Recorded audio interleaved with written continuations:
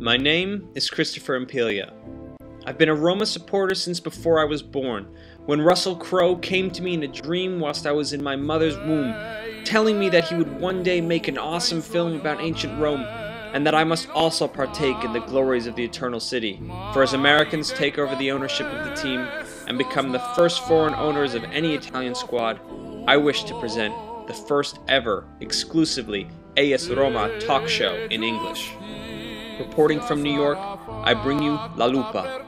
Here, we will discuss everything from in-depth match analysis to which Inter player you would most like to punch in the face. I would go for Lucio every time. Here, we are biased in favor of Roma, and we are proud of it. Forza Roma.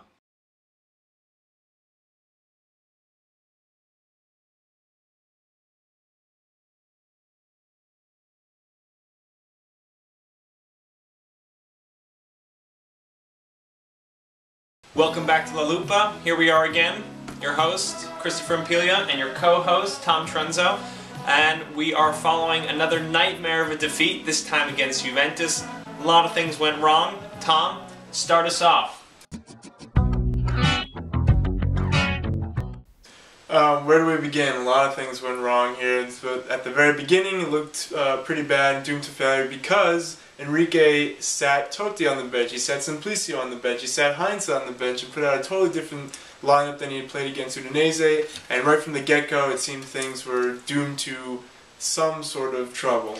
How can you leave him out against Juventus? He is the heart of the team, and you take him out, and you completely change the team from what it was very successful against Udinese, a tough squad. I don't understand. And of course, once the game got started, things got even worse. De Rossi's playing center back. There's no midfield, no structure or anything like that. Passes were falling way short, not being completed properly. No inspiration out there. Nothing was happening. It was dead. They didn't even get any good shots on goal. Now, the formation was crazy. I don't understand why De Rossi has now become Luis Enrique's first choice center back.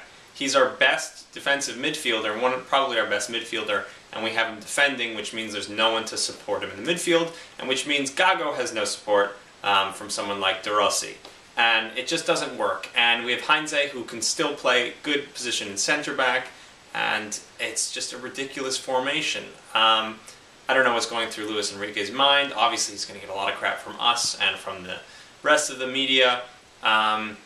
I mean, something has to change, and I think it's about time Luis Enrique changes. I couldn't agree with you more. Enrique, something's not focusing, not working for them, and honestly, the defense and the offense were stagnant out there, and Juventus didn't have amazing goals or anything like that, but honestly, the opportunities that they got, Roma just handed to them, put them in their lap. How could they not finish them off? And that's why Juventus deserved to, and Roma was just floundering out there. And they're terrible. The defending, I mean, within the first, how can you concede 2 goals within the first, 7 minutes? And, I mean, Vidal had 2 good kicks, but the defenders all stood off him, and no one made a challenge. Everyone seemed scared.